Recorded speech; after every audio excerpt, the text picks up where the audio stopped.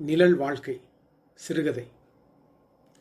தண்டலம் அரசு பொது மருத்துவமனையின் பிணவரையில் பணியாற்றும் சித்தன் தனது சக ஊழியர் மாசானத்திடம், மாசானா, இறந்து கிடக்கிற ஆள் யாருன்னு தெரியல, அவரோட பையில் ஒரு அட்ரஸ் மட்டும் இருக்கு, உனக்கு ஏதாவது தெரியுதான்னு பாரு என்று சொல்லிக்கொண்டே அந்த சீட்டை காட்டினார். அதில் எம் வள்ளி, 55, தொழிலாளர் colony, Sriperumbudur main road, Thandalam என்று எழுதப்பட்டிருந்தது. அந்த முகவரியை பார்த்தவுடனே மாசானத்தின் முகம் மாறியது. இது நம்ம வள்ளியக்கா வீட்டு அட்ரஸ் ஆச்சே என்று மனதுக்குள் அதிர்ச்சி அடைந்தான். அவன் உடனே அந்த பகுதியில் துப்புரவு பணியாளராக பணிபுரியும் தனது மாப்பிள்ளை கோவிந்தனை தொலைபேசியில் அழைத்து தகவலை தெரிவித்தான். செய்தியை கேட்டவுடன் கோவிந்தன் அதிர்ச்சி அடைந்து ஒரே மூச்சில் வள்ளியின் வீட்டை நோக்கி விரைந்தான். வள்ளியக்கா, வள்ளியக்கா என்று வாசலில் நின்று உரத்த குரலில் கூவியவுடன் திடுக்கிட்டவளாக வள்ளி கதவை திறந்தாள். என்ன கோவிந்தா என்று பதட்டத்தோடு கேட்டாள். அக்கா, என்னோட மச்சான் ஆஸ்பத்திரியிலேருந்து ஃபோன் பண்ணா, யாரோ ஒருத்தர் நேற்று ராத்திரி நெஞ்சு வலின்னு சொல்லி ஆஸ்பத்திரிக்கு வந்தாராம். அங்கே போனதும் மயங்கி விழுந்துட்டாராம். டாக்டர் செக் பண்ணப்போ இறந்துட்டான்னு சொன்னாராம். இப்போ பிணவரையில் வச்சுருக்காங்களாம். அவரோட பாக்கெட்டில் உங்கள் அட்ரஸ் இருந்ததால் என் மச்சான் எனக்கு தகவல் சொன்னாங்க்கா என்று தகவலை சொன்னான். வார்த்தைகள் வள்ளியின் காதில் விழுந்த நொடியில் நெஞ்சில் இடி விழுந்தது போல் உணர்ந்தாள். கால்கள் தளர, நெற்றியில் வியர்வை துளிர்க்க சுவரை பற்றி கொண்டு நின்றாள். அந்த நேரத்தில் சத்தம் கேட்டு வெளியே வந்த வள்ளியின் கணவர் சின்னையாவும் செய்தியை அறிந்தார். கட்டுப்படுத்த முடியாத கண்ணீரை துடைத்து கொண்டு வள்ளி அவசரமாக சேலையை மாற்றினார். வீட்டிலிருந்த சிறு தொகையை எடுத்துக்கொண்டு இருவரும் மருத்துவமனைக்கு விரைந்தனர். பிணவரையில் அவர்கள் கண்ட காட்சி இருவரையும் தன்னிலை மறக்கச் செய்தது. ஐயோயோ, யாருமில்லாத அனாதையா செத்து கிடக்கிறியா அண்ணா என்று மார்பில் அடித்து கொண்டு கதறினாள் வள்ளி. அவளது அலறல் மருத்துவமனை வளாகத்தில் இருந்த மரங்களின் கிளைகளில் அமர்ந்திருந்த பறவைகளை கூட அச்சுறுத்தி இடமாறச் செய்தது.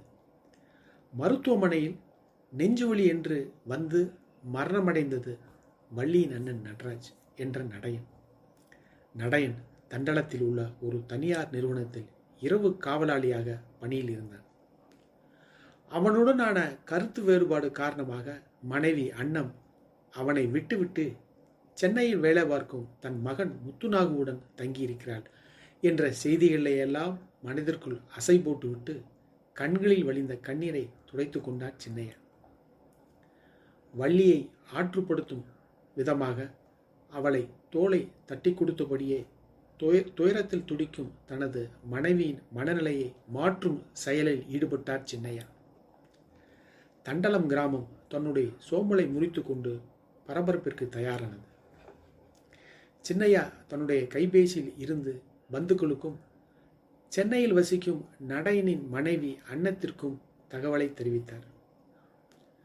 போஸ்ட்மார்ட்டம் செய்யாமல் நடையனின் உடலை வாங்கும் யோசனையில் இருந்தார் சின்னையா.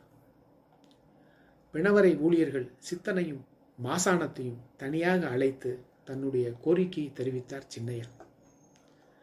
அந்த காலை நேரத்தில் மருத்துவர்கள் யாரும் இன்னும் வந்திருக்கவில்லை. அந்த சந்தர்ப்பத்தை சரியாக பயன்படுத்தி கொண்டனர் இருவரும். சின்னையாவிடம் ஒரு தொகையை வாங்கி கொண்டு அவருக்கு அறிமுகமான ஒரு ஆட்டோவையும் அழைத்து வரச் சொன்னார்கள். தண்டலத்தில் ஆட்டோ ஓட்டி தொழில் செய்து கொண்டிருக்கும் தனது தம்பி மகன் மொண்டி மணி நினைவிற்கு வரவே அவனுக்கு தொலைபேசியில் அழைத்து மருத்துவமனைக்கு வரச் செய்தார் சின்னையா. முடிவில் நடையனின் பிணத்தை எடுத்துக்கொண்டு ஆட்டோவில் வள்ளியும் சின்னையாவும் வீட்டிற்கு புறப்பட்டனர். மொண்டிமணி ஆட்டோவை வள்ளியின் வீட்டிற்கு ஓட்டிக்கொண்டு சென்றார். ஆட்டோவின் உள்ளே இடதுபுறமாக சின்னையாவும் வலதுபுறமாக வள்ளியும் அமர்ந்து நடுவில் நடையனை தாங்கி பிடித்து கொண்டு இருந்தனர். நடையன் வள்ளியின் தோளில் சாய்ந்தவாறே இருந்தான். அது பார்ப்பதற்கு தூங்குவது போலே இருந்தது. முந்தானையின் தலைப்பை வைத்து கண்களில் வரும் கண்ணீரை அடக்க முடியாமல் துடைத்து கொண்டே வந்தாள் வள்ளி. அப்போது ஆட்டோ உருளைக்கிழங்கு சாய்பு கடையை கடந்து சென்றது. கடையின் முன்பாக பூ வியாபாரம் செய்து கொண்டிருந்தாள் தெய்வநதி. ஆட்டோவில் அமர்ந்திருந்த சின்னையா தெய்வநதியை பார்த்ததும் தன் பார்வையை வேறு பக்கம் திருப்பினார். அப்போது வியாபாரத்தை அவசரமாக முடித்துக்கொண்டு புறப்பட தயாரானாள் தெய்வநிதி. வள்ளிக்கு மிகவும் பிடிக்கும் தேங்காய் பண்ணை சாய்பு கடையிலிருந்து தான் ஒவ்வொரு முறையும் வாங்கி கொண்டு வந்து கொடுப்பான் நடையன். தேங்காய் மற்றும் வெள்ளத்தின் தித்திப்பு நடையன் வள்ளி மேல் வைத்திருந்த அளவில்லாத அன்பையும் வள்ளிக்கு ஞாபகப்படுத்தி கொண்டே இருந்தது. வீட்டிற்கு உறவுகள் ஒவ்வொருவரும் வந்து கொண்டிருந்தனர். வந்தவர்களுக்கு போடிக்காரர் டீ கடையில் டீ வாங்கி கொண்டு வரச் சொன்னார் சின்னையா. தனது இருசக்கர வாகனத்தை எடுத்துக்கொண்டு ஊரின் ஒதுக்குப்புறமாக உள்ள ஒரு குடிசைக்கு வந்தடைந்தார். அது சங்குநாதம் ஊதும் கருப்பனின் வீடு. கருப்பா என்று சத்தம் கொடுத்தார் சின்னையா. யாருங்க சாமி என்று குரல் கொடுத்தவாறே வெளியில் வந்தான் கருப்பன். வள்ளியின் அண்ணன் நடைன் மரணமடைந்த செய்தியை தெரிவித்து சங்குநாதம் வாசிப்பதற்கான ஒரு அட்வான்ஸ் தொகையும் கொடுத்தார் சின்னையா. கையில் வாங்கிய பணத்தை கண்ணில் ஒற்றிக்கொண்டே வீட்டிற்குள் சென்று தன்னை தயார்படுத்த கொள்ள முனைந்தான் கருப்பன். கருப்பனின் வீட்டிலிருந்து கிளம்பிய சின்னையா ஊரணி பக்கமாக தனது வாகனத்தை செலுத்தி ஊர் மந்தையை வந்தடைந்தார். அங்குதான் நாசுவ வேலையை பார்க்கும் சண்முகனின் வீடு உள்ளது. வண்டியை நிறுத்திவிட்டு சண்முகா சண்முகா என்று குரல் கொடுத்தவாறே அந்த தெருவுக்குள் நுழைந்தார். தெரு நாய்கள் சின்னையாவின் சத்தம் கேட்டு குறைத்து கொண்டிருந்தது. சத்தம் கேட்டு வீட்டிற்குள் இருந்து தலையை துவட்டிக்கொண்டே வந்தான் சண்முகம். சின்னையாவிடம் விஷயத்தை விவரமாக கேட்டுக்கொண்ட சண்முகம் கொஞ்சம் தயங்கி, இப்போதானுங்களே குளிச்சுட்டு வர்றேன், கொஞ்சம் முன்னாடி வந்திருந்தீங்கன்னா பதில் ஏதும் பேசாமல் வந்திருப்பேன் என்று வருவதற்கு தயக்கம் காட்டினான் சண்முகம். அதற்கு சின்னையா, சண்முகம், நம்ம ஊரில் உன்னை விட்டு அந்த வேலையில் செய்வதற்கு யார் இருக்கா? வா, வந்து செஞ்சு விடு, உனக்கு உண்டானதை வாங்கிட்டு போப்பா என்று உரிமையோடு அழைப்பு விடுத்தார் சின்னையா. சண்முகம் தலையை சொரிந்தவனாக தன்னுடைய மனைவி ரங்கநாயகியை பார்த்தார். வீடு தேறி வந்திருக்காங்கல்ல, போய் செஞ்சு விட்டு வா என்று சண்முகத்திற்கு உத்தரவு போட்டாள் ரங்கநாயகி. வரும் வழியில் பூக்கார பொன்னம்பலத்திடம் பூவிற்கு சொல்லிவிட்டு வீட்டிற்கு வரவும் சென்னையிலிருந்து காரில் அன்னமும் முத்துநாகவும் வந்திறங்கினார்கள். சண்முகம் தன்னுடைய வேலையில் மூழ்கினார். ஐயா, பொம்பளைங்களை கொஞ்சம் வெளியே போக சொல்லுங்க என்று சின்னையாவிடம் கோரிக்கை வைத்தார். சண்முகத்தின் கோரிக்கையை ஏற்று அங்கிருந்த பெண்களை வெளியேற்றினார் சின்னையா. கதவை சாத்திவிட்டு முகக்கவசத்தை அணிந்து கொண்டு தன் கையில் வைத்திருந்த டயப்பரை அதன் பாக்கெட்டிலிருந்து உருவி எடுத்தான் சண்முகம். ஐயா, உதவிக்கு யாராவது ஒரு ஆம்பளை வர சொல்லுங்க என்றான் சண்முகம். அந்த நேரம் ஜன்னல் வழியாக தென்பட்டான் மொண்டிமணி. அவனை அழைத்து உதவிக்கு வைத்து கொண்டார் சின்னையா.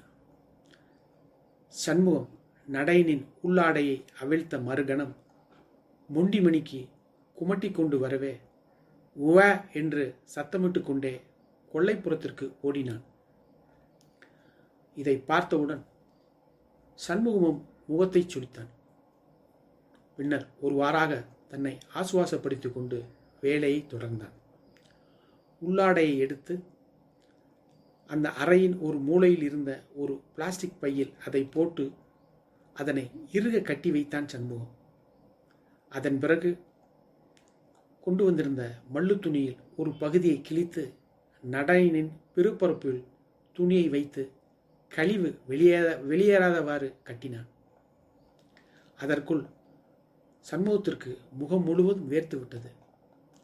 ஒருவாறாக வேலையை முடித்துவிட்டு சின்னையாவிடம் விடை பெற்று கொண்டு கூலியை வாங்கி கொண்டு விரைந்தான் சண்முகம். அன்று மாலை சடங்குகள் செய்வதற்கு நடையனின் உடல் வாசல் பக்கம் ஒரு கட்டில் வைக்கப்பட்டிருந்தது. அன்னத்தை அழைத்து கொண்டு வந்து நடையனின் பிணத்தருகே அமர வைத்தாள் வள்ளி. ஊரில் வசிக்கும் கணவனை இழந்த வயதான பெண்கள் அன்னத்திற்கு செய்ய வேண்டிய சடங்குகளை செய்து முடித்து வீட்டிற்குள் அழைத்துச் சென்றனர். கோவிந்தா கோவிந்தா என்று முழக்கமிட்டவாறே நடையனின் உடலை சுமந்து கொண்டு மயானத்திற்கு சென்றனர் ஊர் மக்கள்.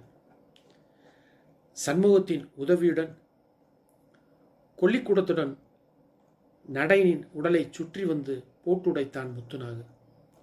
அதன் பிறகு விறகு மற்றும் எருக்கள் அடுக்கப்பட்டு நடையனின் முகம் மூடப்பட்டு நெருப்பு பற்ற வைக்கப்பட்டது.